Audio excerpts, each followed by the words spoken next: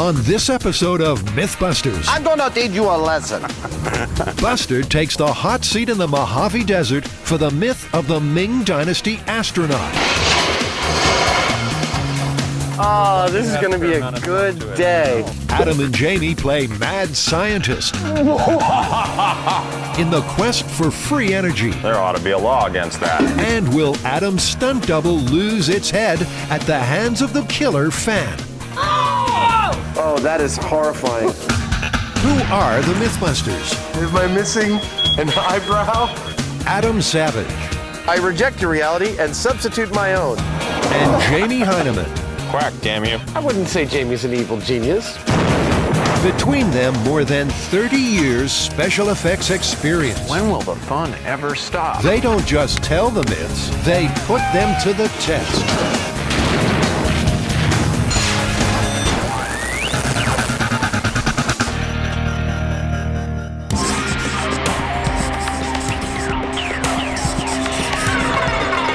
Adam, Christine, it's so hot out here. What are we doing here? Well, we had to come to the middle of nowhere to be able to test the myth of the Ming Dynasty astronaut. The story goes that a 15th century Chinese astrologer decided to see if he could launch himself into space. So he strapped 47 rockets around the base of his throne and had 47 people light 47 fuses all at once. And when they did, apparently, he went up in a puff of smoke. They claim that he got into space. We're here to see if he did. According to legend, Ming Dynasty astrologer Wan Hu used newly invented gunpowder rockets in an attempt to become the world's first astronaut in around 1500 AD. Adam and Jamie hit the trail of this ancient myth at Bamboo Sorcery, a little piece of the Orient in the heart of California. Jamie, Yeah. does this remind you when you were fighting in the Foreign Legion in Dien Bien Phu? In China, this giant-sized grass grows wild and has long been harvested for making furniture, buildings, and rockets. They're looking for bamboo with an internal diameter of 1.5 inches. Yes, I mean, that's like 1 3/4 inches. That's, I mean, it's a 1/4 inch over on the inside. Let's get it. Yeah. They need enough for 47 rockets, each one a foot in length and stuffed with gunpowder, which is Adam's idea of heaven. No, I'm totally psyched. I can't wait to see how this thing goes. This myth is shaping up to be another one of those kid candy store kind of deals. This is perhaps the least safe cabinet in the shop, and of course, the most fun. The fire cabinet. Using an ancient Chinese recipe, they cook up some experimental gunpowder. The traditional ingredients are combined with roofing tar, which acts as a binder. What could be better? I'm making my own fireworks. Remember, kids, no matter how much fun I'm having, under no circumstances should you try this at home. With this amount of gunpowder, the heat generated inside this is going to be considerable, so I'm actually wrapping it in twine to kind of add to its structural integrity. This is actually how the Chinese did their rockets, so I'm going to do the same. When the rocket is ready, it's outside for a test firing. A force gauge will measure the amount of thrust. If you are successful with this, you're supposed to get like, what, about 50 pounds of thrust out of it? Well, if I achieved the exact formulation of a modern rocket, yes. If Adam's right, these should be some fireworks. Guys, remember, we can't let our guard down on this. This I is where understand. this becomes a bomb. Okay, I'm gonna go down and watch traffic. I don't need to be right here. So let's all just step back a little from this one. Maybe, I don't know, maybe like here. Yeah, go ahead. In 3, 2, 1. Blast off is a letdown. The rocket has barely 1/2 pound of thrust. Not enough to lift itself off the ground, let alone a payload. We got like an 80-second burn time here. 0.56. Too slow. Jamie, I think we proved conclusively that the Chinese had Roman candles. Takeoff is canceled. Adam goes back to his mixing bowl to see if he can spice things up a little. There we go. I'm trying to come up with a more energetic mixture of gunpowder to make a good ye olde Chinese rocket. There's no change in the ingredients with these mixtures. It's only the ratios of the ingredients: the saltpeter, the charcoal, and the sulfur. I'm having too much fun. Adam selects his most potent mixtures and heads back to the test pad. In this line of questioning, the only way to know without being educated is just to keep on trying different formulations. And at a certain point, we have to stop and just, blow up. 3, 2, 1. Kind of a boom there. It just blew the plug out, I think. I guess it was a little too aggressive. Apparently. 0.29 pounds. Okay, here we go. So we still haven't come up with a rocket engine that could lift itself. Not yet. That's pretty good. 3, 2, 1, go. Looking good. 0.77. Well, that's the best burn yet. I think we need to get some professional help. And then think we need some rocket experts. They've had help from rocket experts before. In the first ever episode of MythBusters, the Friends of Amateur Rocketry helped Adam and Jamie soup up a Chevy, and then some. Now, the MythBusters are set to call in the Rocketeers once more for the myth of the Ming Dynasty astronaut. But first, a bit of carpentry. I'm making the legs for my Ming Dynasty chair. It's got to look like an emperor's throne circa 15th century China. It's just the kind of project I like to sink my teeth into that's kind of like relaxing respite from all the science. Determined to get someone airborne somehow, Adam's making not one rocket chair, but two. In line with the myth, the first will be powered by 47 traditional Chinese rockets. In line with MythBusters, the second will be powered by 47 of something very modern and very dangerous. I know I'm using nail guns. I know. But it's not really about the technology of the chairs. It's about how far the emperor went. The chairs have got to look right, and with the clock ticking, it's all hands on the MythBusters deck. Little tiny molds is a little detail for the Ming Dynasty chair. We're making little tiles to decorate it with, and this is a little Adam and Jamie tile. The ornate chairs will look the part, but they're also designed with flight in mind. One of the key design aspects of the chair is actually these two pieces right here. The reason I did it in two levels, I found a chair just like that, and it works perfectly for us because I can strap the rocket in here, and that rocket will be slightly cantilevered out so that all around the chair the rockets are pointing slightly out, which hopefully will provide a little more stability as he shoots towards the sky. Then it's pink undercoat, red overcoat, and a final touch of gold to render the chairs fit for an astronaut. Oh, Adam, it's perfect.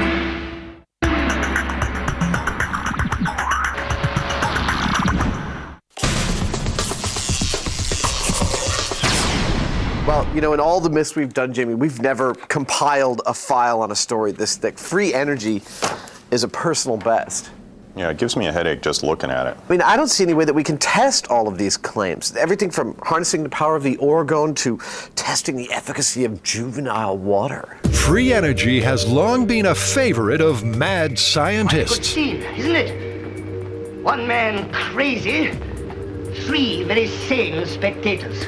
The movie version usually involves a dastardly scheme which turns upon the crazed inventor's ability to suck hair-raising quantities of energy from the environment, free, gratis, and for nothing. It's alive. Oh, it's alive. It's alive. It's alive. It's alive. But can Adam and Jamie find a way to cut their power bill? Our very own mad scientists have downloaded plans for free energy devices from the internet and are going to test them out with the help of Dr. Geo Hamzi of MIT.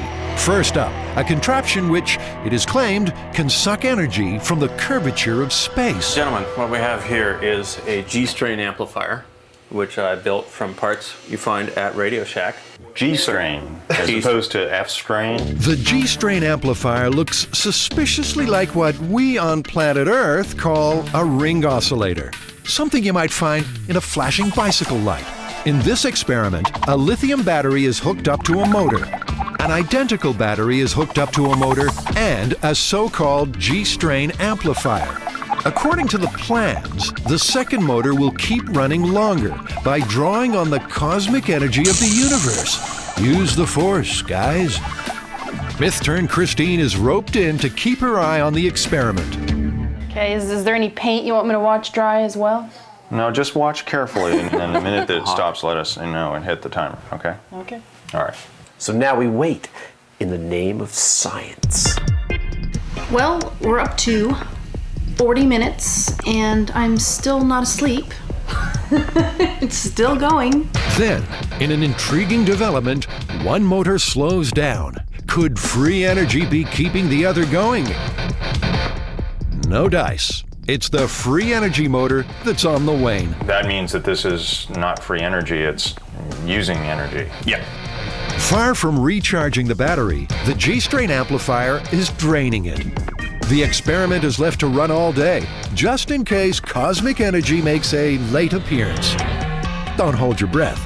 Okay, so it's been a day. Have we managed to suck power from the curvature of space? Well, I see one motor going and one motor not going. And guess what? The motor that's not going is the free energy device. So could we, from here on in perpetuity, stop referring to this as a G-strain amplifier and call it a ring oscillator? Ring oscillator? I'd be happy to do that. So this one, busted, we can put it to bed, and now let's send our lawyers after the guys who charge us $25 for this little diagram.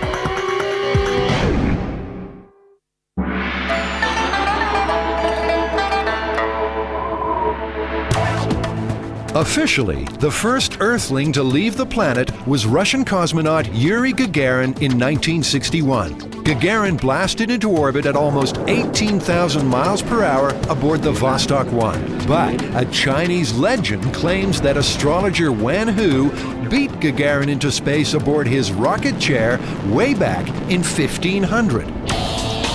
There aren't many things you can't do in San Francisco, but space launching a Chinese astrologer is one of them. So the MythBusters team heads for the hills and beyond to the Mojave Desert. Their cosmic convoy makes for the test area, where with a federal permit, you can put even the most explosive myths on trial. Like, did Wen Hu really win the space race? With the help of some friends of amateur rocketry, Mission Control has established a safe distance from the launch pad. But the savage desert heat is too much for one would-be rocketeer. It's going to be a long day for the redhead. Hot. To make sure the day goes off with a bang, the rocket experts have come equipped with a recipe for super-strength gunpowder. Adam's appetite for this myth is quickly restored. You making pudding? This is just like a cooking show. Yeah. To make 47 period rockets, sift a large helping of gunpowder and gently fold in a spoonful of tar. And you'll find that if you add the sauce to the powder, you'll get a very explosive mix. Oh, yes, it's wonderful. The stronger mixture is only half the story. The Rocketeers have also added a nozzle, which, by narrowing the exhaust aperture, increases the pressure inside the rocket.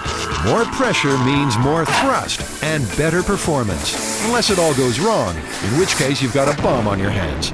5, 4, 3, 2, 1, 0.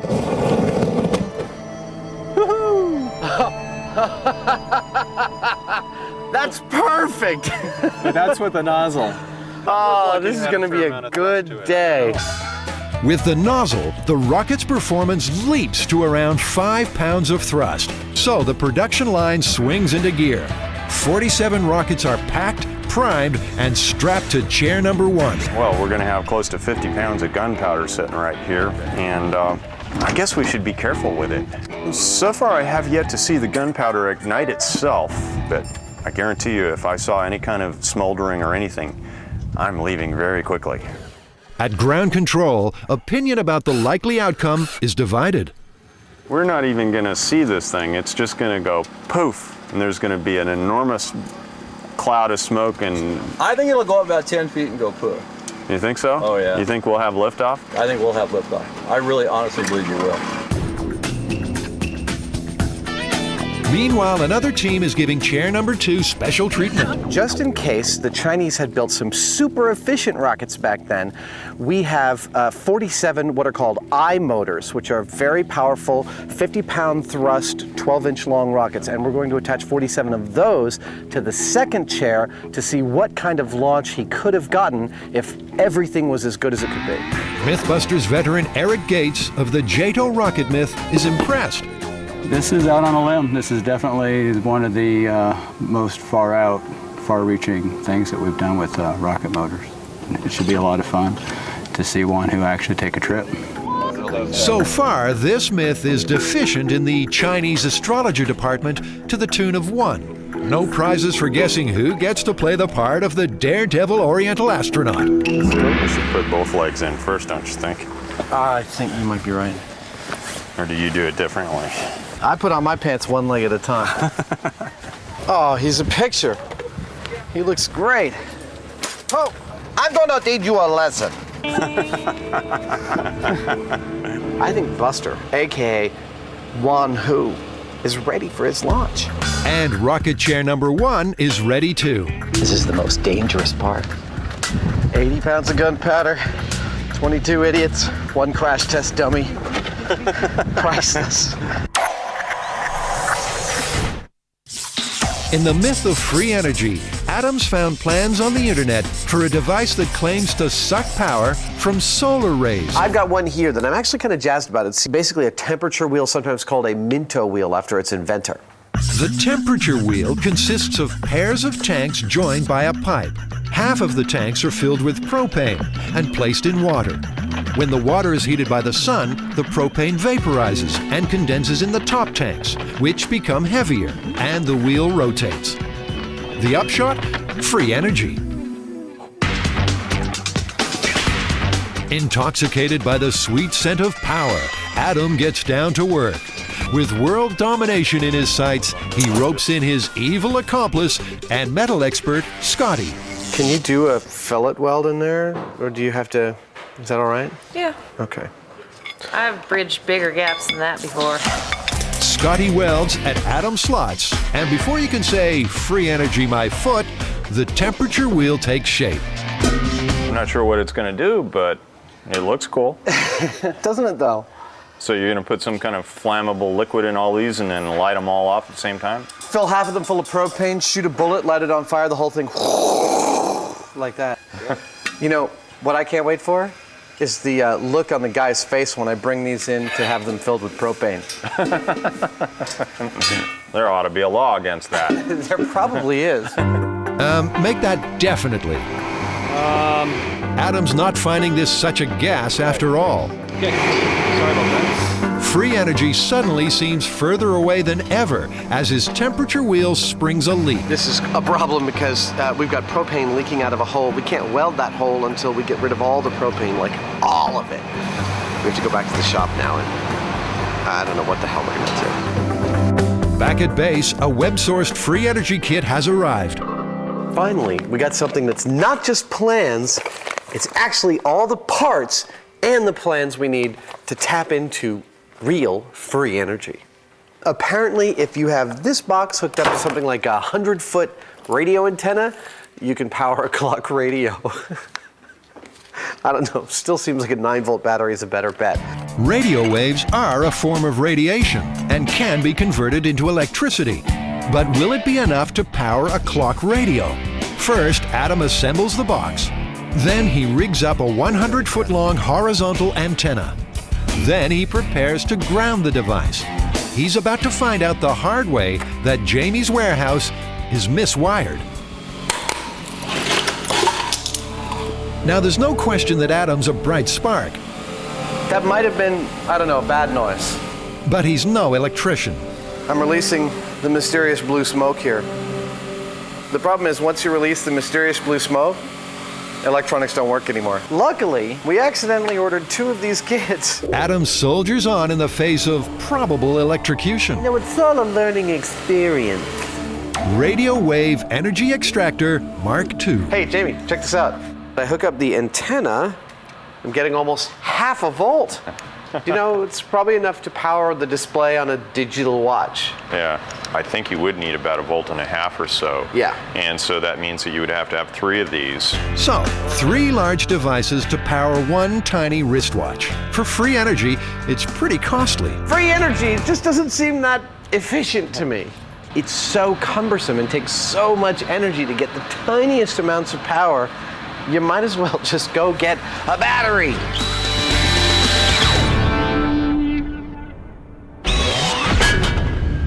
In the myth of the Ming Dynasty astronaut, 0 hour is approaching. When Wen Hu took the hot seat in 1500 AD, he had 47 assistants on hand to light the 47 fuses, which is where Adam and Jamie part company with tradition. Guys, you're gonna hook up the wires, we're gonna clear the hell out. Let's everyone go that way. The launch pad is cleared, and everyone retires to the bunker, from where the ignition switch can be thrown in relative safety. This may be the moment where Wen Hu began to have second thoughts. It's kind of beautiful out here in an eerie way. It's like so serene and calm. Something very violent in the middle of all this serenity is about to happen. Adam's tickled pink.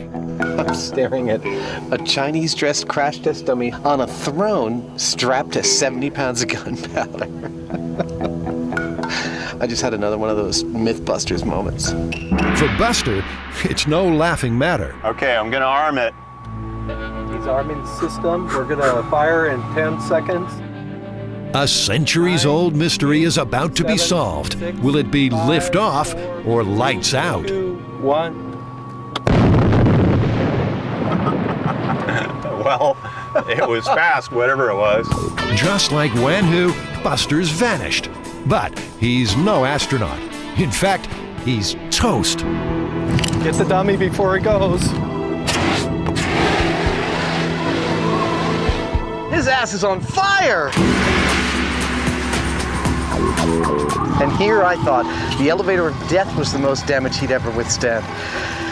He is burnt to a crisp. Buster's screwed. I think there's hardly a single patch of skin left on his body that is uncharred. And, you know, frankly, I don't think this is something that we can really fix. This time we're gonna have to, like, start over from scratch with Buster. We might get some of his bones or something, but Buster is gone as we know him. Buster, AKA Chinese astrologer, was completely obliterated. I mean, the amount of heat was just unfathomable. A moment's silence for Wen Hu. The heat from the rockets caused multiple failure and a wipeout instead of a blast-off. What we've just replicated is pretty identical to the eyewitness reports. 47 packed rockets, black powder, and Buster was taken to another world in a puff of smoke. As soon as Buster cools down enough and his flesh is no longer molten, we're going to put on this new Chinese suit on him, get out throne number 2, which has 47 brand new rockets strapped to it, and we're gonna see what kind of lift Buster might have gotten in the best of all possible circumstances. 47 modern rockets should give almost 2,500 pounds of thrust. Buster weighs in at 180 pounds. This time, gravity's got a fight on its hands. We have a fair suspicion that this chair is actually going to go somewhere. And so lest Buster just fall out in the first couple of feet, I thought we should probably anchor him a little better than we did the last time. Looks like Buster's ready for the second shot. Okay, everybody, you're gonna hear a countdown, and when the countdown goes, these rocket motors are gonna burn for 4.5 seconds. So be aware that this thing is gonna be going crazy. Just look out and stay away. This is it, Buster. You're on your own. 5, 4, 3, 2, 1, go.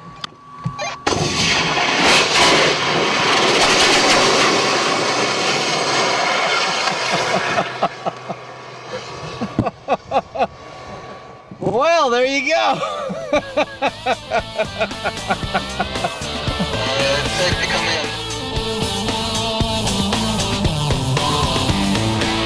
Well, he they definitely got off the ground.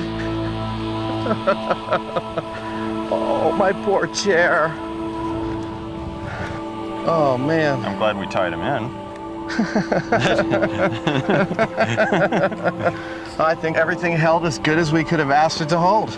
Lost the leg. Leg joints came off this time. The high-speed camera shows Buster did get airborne before flipping over in a rocket-powered rodeo to oblivion. Well, guys, I guess that's myth busted. For one, there's no way you're going to get 47 rockets to fire at once in the Ming Dynasty, let alone how hard it was to do now. Yeah, and even if you could, it's just going to go up in a fireball, you know? And even if you got all of that to work perfectly, there's no way that this chair with these rockets is getting to 17,800 miles an hour and into orbit. Yeah, myth busted. Myth busted. Completely. Let's go home. I need to get into a pool.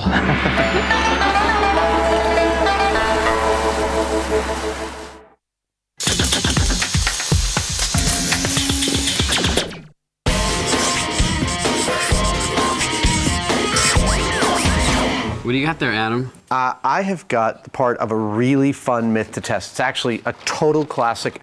Can a ceiling fan, while it's spinning, chop your head off? Nice. Yeah, and the myth is actually told in usually a couple of different versions. In one, husband and wife are getting frisky and he's all dressed up in a costume and he comes to leap towards her and he jumps a little too high and gets beheaded. And in another one, kids are like jumping up and down on a bed, and again, one of them jumps too high. So, 2 myths, 2 rigs. The myth of the jumping kid calls for a rig to raise a head into the fan from below. For the myth of the lover's leap, they'll need a rig to carry a head into the ceiling fan at neck level. Which begs another question. Wait, before you say raise a head, where are we gonna get a head? Well, we're going to have to duplicate one. And we've often done it with ballistics gelatin, but in this case, we might have to actually put, I mean, it may be gross, but like a real spine in there. Obviously, we won't be able to get a human spine, but what I was thinking was something like a pig's spine. While Tori tracks down a dead pig, the girls go shopping. Scotty, what do you think they sell here? I think this might be the place. Think we could find some fans here? If there is such a thing as a fan of death, it's bound to be at the imaginatively named House of Fans. So can you show us what the most common ceiling fan you'd have that most people would have in their house? I sure can. One of the most common ones is this one here with the lights at the bottom. It's your standard 52-inch blade fan. It's got wood blades on it.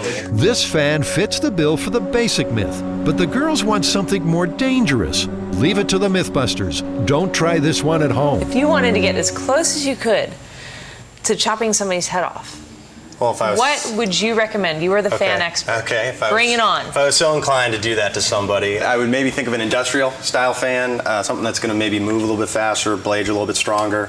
Brian boasts one particularly head-turning industrial fan, complete with powerful motor and metal blades. It's love at first sight for these chopaholics. That one looks really dangerous. I think that one's scary, and we can make it even scarier. It has metal blades. Oh boy, what we can do with this. Back at base, the hunter returns. All right, let's see it. I hope you guys are hungry, because I got 150 pounds of pork. Are you serious? You guys are gonna love this. Oh boy.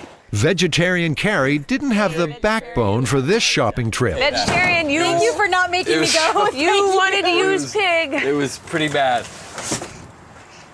Whoa. Whoa. Oh, yeah.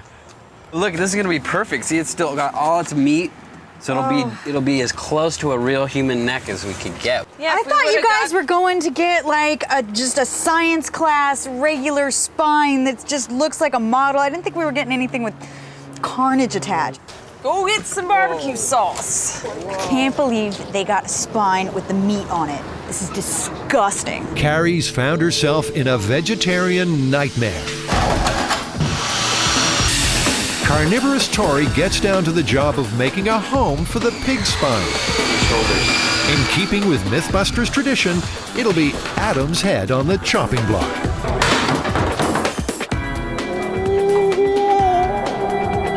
In a previous episode, gelatin molds of Adam's head were used to test the myth that tongue studs attract lightning. The guys discovered that you're only sure to light up if you're sporting a piercing the size of a doorknob. For the myth of the killer ceiling fan, the dummy's head will have to be as close to the real thing as possible. It's a gruesome prospect. I'm gonna cut this to make it fit in our mold. Are you gonna do that now? Yeah, do you wanna? Yeah. I'm leaving the room. I'm leaving the room. Pig's spine will stiffen up the neck, but how about the head? In the myth of the jumping kid, there's no guarantee that the neck will reach the fan at all. Now what about skull? Because I'm thinking if you're raising up and you're jumping, you're gonna have to jump so fast to get your neck up to that level that I would think it'd be more likely to get scalped. Absolutely, and so probably some human cranium. We've done this before when we did penny cranium? drop. We have human cranium? I have a human cranium in storage, yeah. You would. We have one of everything at MythBusters. While the others plot the dummy's internal structure, squeamish Carrie busies herself with making molds in the vacuform machine. Once we get them out like this, we're going to glue both of these negatives together, put them upside down, fill them with ballistics gel, a little bit of cranium, and a spine that should emulate the insides of a human. Using his special effects know-how, Tori makes latex arteries, which are filled with fake blood. In the interests of scientific accuracy, of course. This is the artery. When that blade comes flying through there, blood is gonna spray all over the room. Kind of reminds me of Alien, when the thing pops out of the guy's stomach and shoots across the table. It's alive! This is so bizarre. This is so bizarre. Carrie's nightmare deepens as the ghoulish head takes shape. Next step, skin. A coating of latex is painted on the insides of the molds. In goes the cranium. The molds are then filled with ballistics gel, used by forensic experts to replicate flesh and tissue. And finally, Carrie's favorite, arteries and spine. That is one of the grossest things I think I have ever witnessed. Oh my God, that actually worked out pretty good, didn't it? Yes, it did. Yes, it did. The heads are left to set in ice, and the build team return to the problem of the rigs that will deliver them into the fans. Never one to shun a shortcut, Tori makes a beeline for Jamie. So what I need is some kind of hydraulic lifter. You know what I've got is a thing that we built for a commercial some time ago, and it was made to lift a little kid up into frame on camera. That'll be perfect. It's like 50, 60 pounds, I believe we had sitting on it. That's perfect, because I mean the myth is that somebody jumped on a bed and jumped into the ceiling fan. Jamie's scissor jack saves Tori a load of time and effort. Meanwhile, Scotty and Carrie scout out a test chamber. Scotty manufactures the rig for the myth of the lover's leap. A track and dolly to carry the head neck first into the blades. First up on the MythBusters chopping block, I'm gonna feed you the wires first. Okay. will be the common household ceiling fan. Okay. Once it's in place, Tori checks that the scissor jack is positioned at the correct level. This lift is about 1.5 feet. So that'll give us enough lift to get it safely into the, or unsafely, into the fan. Adam swings by death row to lighten the mood. I feel like I'm in Laugh-In here. Bye, guys. That's See you guys later. All right, man. Thanks for helping us. Finally, bulletproof plastic is fitted to protect the team while they observe the experiments from outside the test chamber. The stage is set. The dummy is unveiled. That is nasty. In the myth of free energy, Adam's been deflated by the discovery that his temperature wheel leaks gas. He's on a collision course with his welder, Scotty. I've got a bone to pick with you. We tried filling these things with propane today. Because I can smell it. Yeah, it's leaking out of your weld. Scotty protests that she didn't know Adam intended to fill the tanks with propane. Well, first I said that I needed gas-tight welds from you. The people that filled this want nothing more to do with this. Sorry. Well, it looks like every possible thing that could be failing on my rig is actually failing. And I know this seems consistent, but there was a time I was really good at making things. Oh, no. Uh-oh. Oh. Thank you, Bob.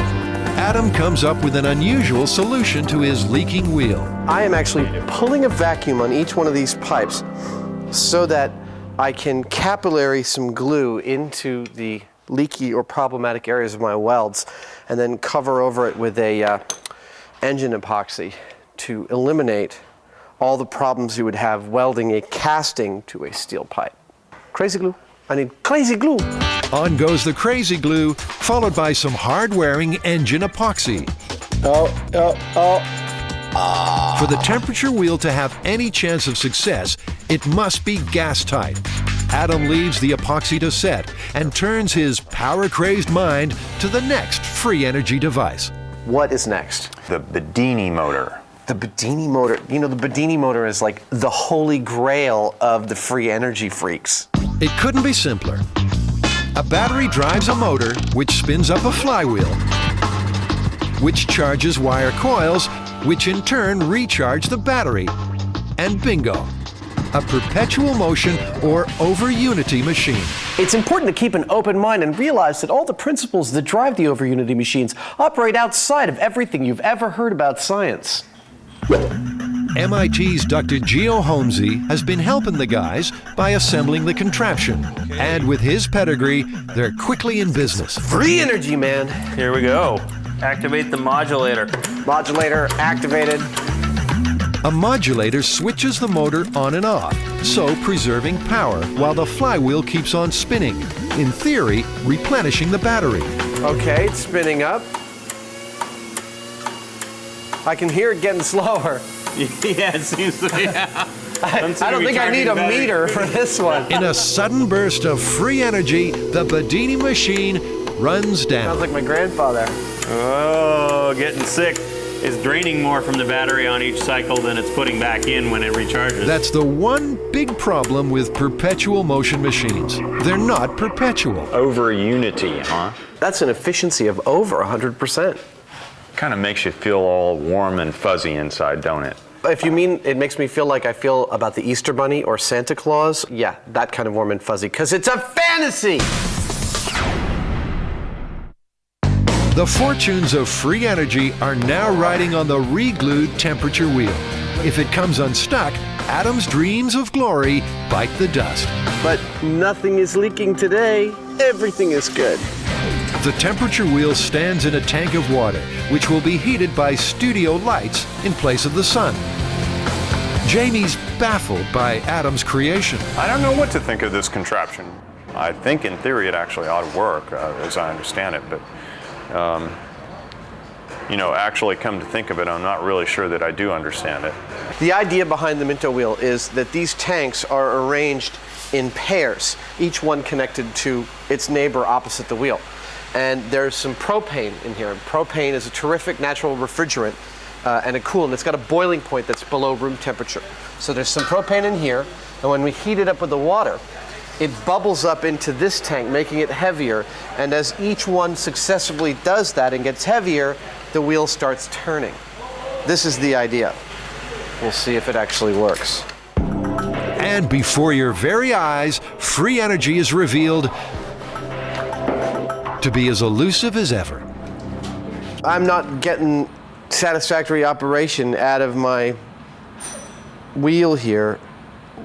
Come on. It's not happening. I think I need to abandon the water because I think the propane tanks going through the water isn't working. The guys decide to change tactics and heat the tanks directly with the lights. Okay, so it starts to move. Adam just can't keep his hands off. Well, I know. I'm impatient. We know this. I don't want it to get too hot. Oh, I'm seeing something. Is it moving? What do you think?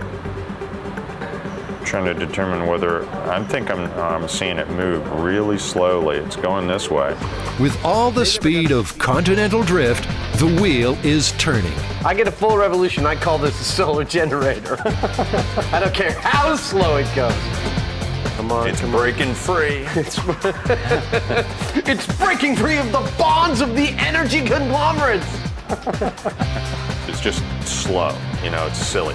We're now working on almost 3/4 of a full revolution. It is the slowest machine I've ever seen go, but it is going, and it's working on thermal energy. I don't think this is the kind of thing that's going to end up powering a generator at your house.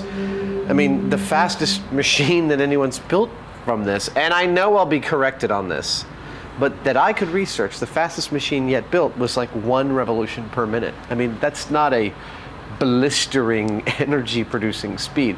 You know, maybe you could, I don't know what you could do, you know, fan your sheep or something at that speed.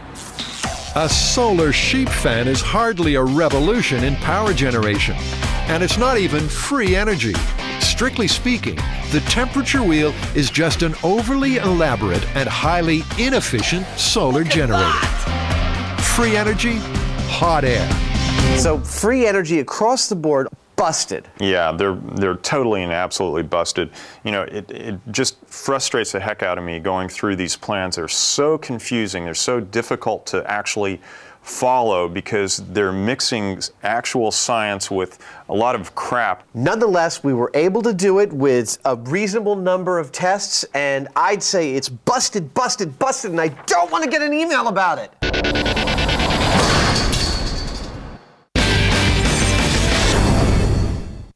Back at the myth of the killer ceiling fan, the ballistics gel head, together with pig spine, human cranium, and latex arteries and skin, is strapped onto the scissor jack. Adams never modeled for such a realistic dummy. The older, wiser heads decide to test out the rig and find it comes up short. No! Who measured this? That would have sucked. Adam can't believe his eyes. Where do you want it to hit? About like there? I, for one, thought nobody would have built this whole rig without double checking where the head's going to fall on the fan. I mean, who would do that? Apparently, they would do that. This is the first thing Jamie or I would have thought of. But yeah, it's okay. You know, they're learning. They're good kids. Put the box right on there and be ready. A sheepish Tory raises the head. I don't know who measured that. I'm gonna really give it to him. Yeah, why don't you give it to him when you find out? When I find out. All right, gonna seal the chamber. The fan spins up to top speed, which they calculate to be 26 miles per hour using a tachometer. At last, the head is in place for myth number 1. Jumping up into a household fan from below. Don't try this at home. Everybody ready? Ready. Ready? So ready. 5, 4, 3, 2, 1. The head is rocked, but it doesn't roll. It really didn't have much of an impact. It didn't cut through the ballistics gel, didn't crack the skull open. That actually surprises me because this stuff is not quite as tough as muscle, but it certainly held together for this. The household fan spins too fast for the head to reach neck level, but too slow to do any real damage. The dummy takes the blows on the top of the head, and the blades just bounce right off. Myth number 1 is busted. Time for myth number 2, the lover's leap. All right, we're ready for this experiment here. We're gonna push this head straight in at the fan, right at the neck level. We got this track set up. We got a rope around this pulley going out through the wall to our control panel, and we're just gonna pull the rope, sending this guy straight into the fan. 5, 4, 3, 2, 1. Oh! Whoa! That's the last we saw of that ceiling fan. Broke the fan. There's no damage on the neck whatsoever. Not even a hickey? Nothing. This time the dummy gets a sore throat, but kept its head. When it comes to a household fan, both myths are busted. It's time to step things up a gear. Bring on the industrial fan. Wow. It's like a little tornado down here. A lot more power. That's why we want to get this one. It's like a little tornado. The blades are like little knives, and it goes so much faster than the regular fan. All right. In fact, it goes 54 miles per hour, twice as fast as the household fan. Will this one prove deadly? Once again, they test the jumping up from below myth first. 2, 1. Oh, chunks! Yes! All right. Oh, that did some damage. Hi there. Oh! That's got to be at least a concussion. At least a concussion, maybe a fracture. And certainly a bloody nose. This time the dummy really takes a hit from the high-speed metal blades. He got, oh, look, he cracked into his skull. A little fracture. That's skull. And it definitely made a mark in the skull. Yeah, I agree. I mean, it might not kill you, but you wouldn't want to have this happen to you. No kidding. Jumping up into an industrial fan is a bad idea, period. Next in line, the big one. Hold onto your hats. We're going neck first. 5, 4, 3, 2, 1. Oh, jugular! Oh. We splattered the walls with blood. All right, I want to see the high speed. Oh, that was some good horror movie stuff. The team's special effects expertise is paying dividends. Oh, look at that! Look at that! Oh. Crack! You don't really want to see this one, do you? Look at the blood flying. Oh my God! Really? So brutal. It not only sliced his artery, it went in for a second round and just chopped the extra. I'll go on. The fan actually sliced through his neck, through the jugular, and even into the vertebrae. I mean, that says deadly to me. Deadly, but not decapitation. Myth still busted. So this is the most powerful fan you can buy. And obviously it wasn't enough power, so now we have to create our own fan. And I think we're going to start with a lawnmower. This dummy's head is coming off. The plan is to suspend a lawnmower engine from the ceiling, attach large, razor-sharp blades, and let it rip. Scotty fashions the blades from sheet metal, and there's no room for error. So right now I'm using the edge finder and the digital readout to find the exact center of our blades, which is very important because if we don't get this thing centered, it's very likely that it will blow apart and go sending blades flying into the wall, possibly through the wall where we're standing. While Scotty finds dead center, Tori rigs up the housing for the lawnmower engine. Scotty adds the final deadly touch. This should be a real close shave. Oh yes, nice and sharp. I think his head's gonna fly right off. The homemade blades are attached. That looks so good. Then a finishing touch from a team player. So I'm gonna make the ultimate sacrifice here. As long as you're gonna do it with me, let's make sure everyone knows who it is. There we go. All right. You'll have to tell me how it turns out because I can't see a damn thing. Judging by the Coke bottles on this thing, he can't see a thing either. Tori starts up the fan. With the heavy blades, it takes some turning over. It's getting faster.